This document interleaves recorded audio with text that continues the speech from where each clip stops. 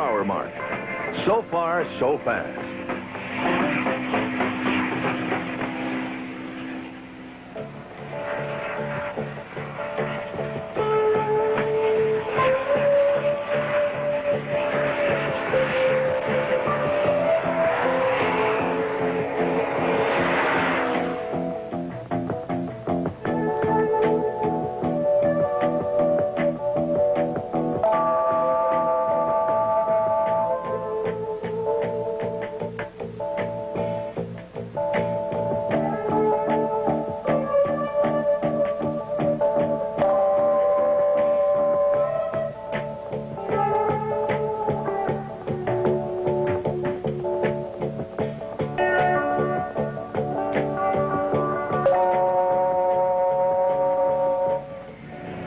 Dawn, Thursday. They've made it through the night and through early morning fog so thick they often couldn't see where they'd be the next second. The 24-hour challenge is almost through, and with every lap, the tension and excitement mounts.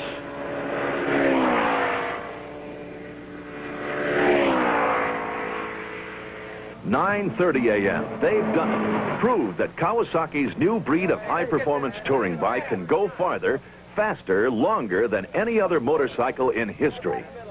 In all, 52 world and American performance records were set. But most important, an unparalleled standard of performance and engineering excellence was established. A Kawasaki standard which continues to set the pace for four-stroke engineering in the motorcycle industry today." That was Kawasaki's own historical look at the Z1 20 years ago. Let's now come right up to date with a stock original Z1 in the hands of international road racer and broadcaster Keith Hewin, who has been road testing it on our behalf. Keith, what sort of handling experiences did you notice with the Z1? I think experience really is the word to use, because the Z1, 20 years, it makes a lot of difference. From 1973 through to 1993, the Z1 doesn't really compete nowadays. But the one thing that, of course, it does do is emphasise the sheer power that the Z1 had in those days. Really, it must have been the motorcycle of the decade at that time. Is there anything that sticks in your mind about road testing the bike? Two things, I think. Handling is one of them. Sort of 100 miles an hour plus, it becomes a bit of a handful on a bumpy road. But brakes. Certainly brake development in 20 years has come on to a much more acceptable level, I think we can say. But what about the bike itself? I mean, does it carry equipment that would be accepted on a road bike today? Yeah, I think the level of equipment and the motorcycle generally was very, very modern in its day. I mean, and still stands up fairly well today. The electronics perhaps not quite so good, of course, the indicators not quite so bright, lights not quite so bright, but generally not bad at all. Keith, let's have a look at the engine characteristics. Once we eventually linked the engine up to the dyno, we measured 70 brake horsepower at the rear wheel. Now, to me, that's not bad for a 20-year-old machine with nearly 40,000 miles on the clock, which Kawasaki claimed to produce 82 brake horsepower at 8,500 revs. How does that translate to you? Very, very well indeed. A 20-year-old motorcycle, 1973 this thing was built, and really no drop-off in power much over the years. 70 at the back wheel compared with 82 at the crank is comparable. It's quite good indeed. I think the Kawasaki Z1 1973 version is brilliant. On the original Kawasaki specification, Keith, they show us as being able to attain 133 miles per hour on this machine. Have you got any thoughts about that? I've got plenty of thoughts about it. Most of them can't be recorded, of course, but 133 miles an hour, I wouldn't be surprised that this bike was capable of getting close to that. But for me, you'd need a very smooth, very straight road with a big braking distance. Now, you're saying, is that because the handling is so bad? The handling is not ideal. Of course, that 133 miles an hour with a bike that handles like this would seem like 200 miles an hour on a modern-day motorcycle. In your experience, you wouldn't like to ride this machine too fast, too frequently? I think you've got to base it on the fact there were less cars around in those days. It was a much different situation on the road in those days, and I think that the bike nowadays perhaps is a little bit difficult in traffic and the like at that kind of speed. Not that you would be doing it, of course, officer. Honest. Now, you also mentioned the brakes. Now, of course, you are aware that Kawasaki made an add-on brake package for this machine. Well, yeah, I am aware of that, but of course it was a quarter of the price of the bike at that particular date that the bike was out. So, I mean, if you wanted to pay 25% of what you've just paid for the bike, then you could have a brake that stopped you a little bit better than the single disc that was on it already. But, I mean, what is bad about the brakes? Do they just simply fade? No, I don't. I just think that the performance of the brakes then, you didn't expect as much from brakes then as you do now. I think that we've come on a long, long way in materials that they make the brakes out of, and I just think that in those days, brakes were nowhere near as good as they are in 1993. Okay, well, there's the mechanics of the machine. What about the bike itself? How about the style, the feel when you're on the machine? The bike styling, I think, is faultless. I love the style of the Z1. 246 kilograms is what it weighs, 903 cc's. It's got it all, really. I think, as I said earlier, the bars are a little bit difficult to get around when you're doing over 100 miles an hour on the thing. But really, it's a great motorcycle and one that would be great in anybody's collection. What do you think, any other points on the machine that, with hindsight, you would have designed differently? You mentioned the handlebars. Anything else that goes along with that? Mirrors have got to be a major thing nowadays. Obviously, in 1973, there wasn't so many policemen about as there are now that's likely to catch you out on such a rapid motorcycle. And mirrors on this thing, over 10 miles an hour, you can't see behind you. They vibrate all over the place. That's no disrespect to the motor, that's just the design of the mirrors. Seating is a good two-up motorcycle, rides very, very well indeed. And the one thing that I really did like about it was the sound of the carburation. When you got this thing flat out, you really did know about it. The carburetors were telling you everything. And collectability. Absolutely a collector's piece. I mean, everyone should have one. In its day, the Z1 Kawasaki was known to be a street and strip motorcycle.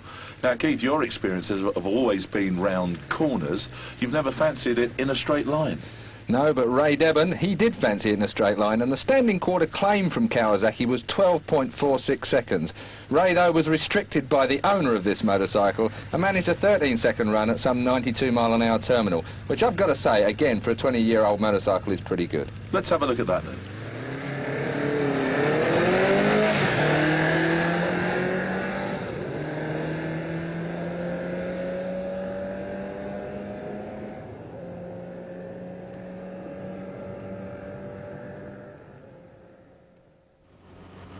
Keith, let's now turn our attention to Kawasaki's modern-day counterpart, the ZR1100 Zephyr.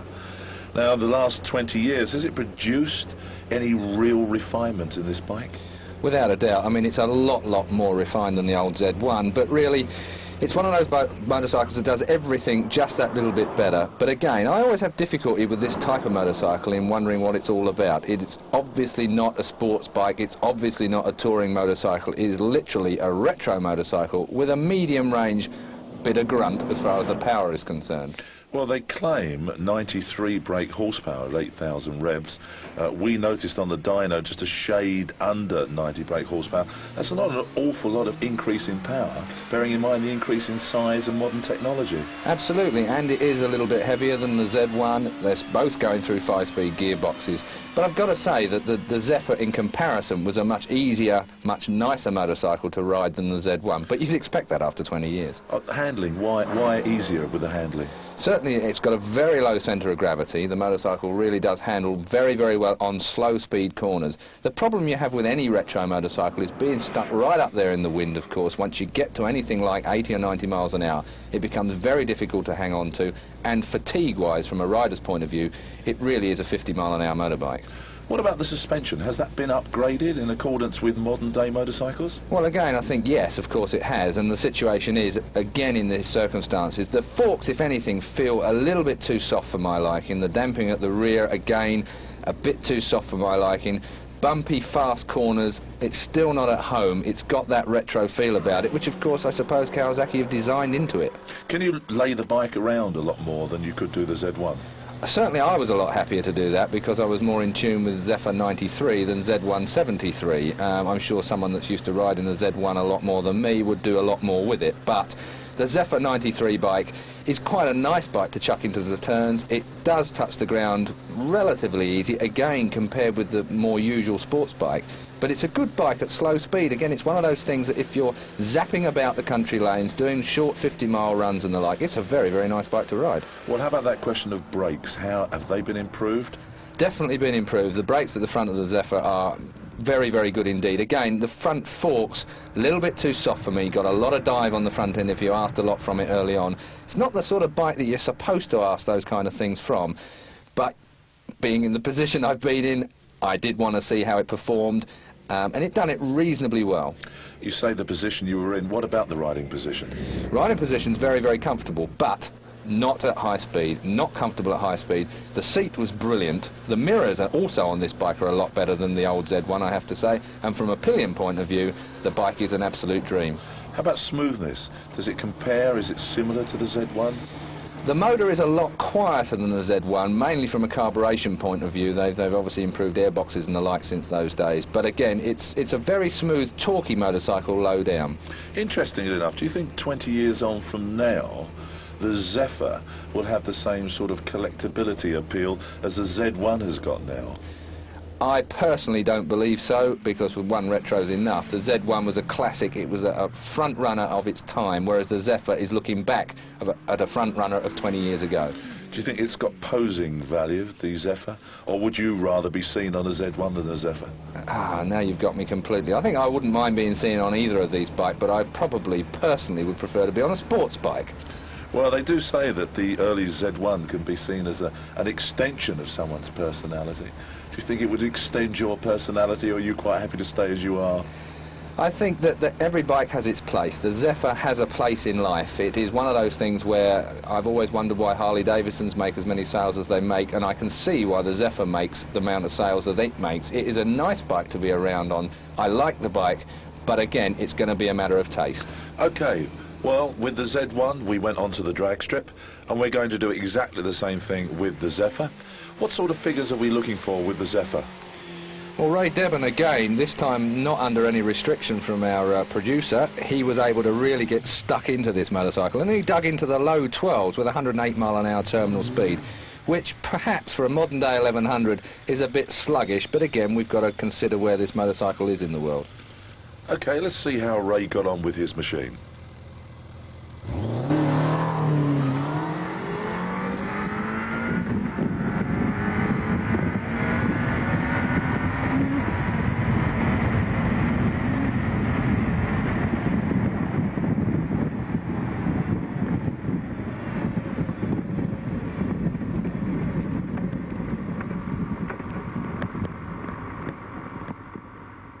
The Z1 Kawasaki, Ray, why? The looks, the engineering. The engineering, it's 20 years old now. How has it stood up to the rigours of drag racing? Very well.